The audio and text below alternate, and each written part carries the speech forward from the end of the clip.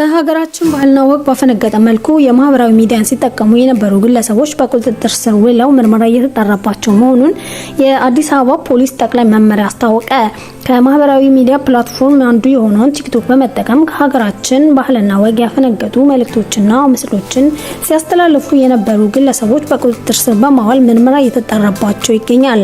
በቲክቶክ ስሙ ሊልጃይ ወይም ጋይጎርት ኮት ወይዋል እና ከእርሱ ጋር ያልተገባ አጸያፊ ድርጊት ስትፈጽም የነበረችው ሃሊሌ ጊቦ አያና የተባሉ ግለሰቦች የቲክቶክ አካውንት በመጠቀም ለመልካም ጠባይና ስነ ምግባር ተቃራኒ የሆኑ መልእክትና ተንቀሳቃሽ ምስልን በቀጥታ ሲያስተላልፉ በመገኘታቸው ታህሳስ 2 ቀን 2018 ዓ.ም በለሚኩራ ክፍለ ከተማ ወረዳ 9 ልዩ ቦታው ሊስቶን ሆምስ ከሚባለው ቦታ በቁጥጥር ስር ውለዋል።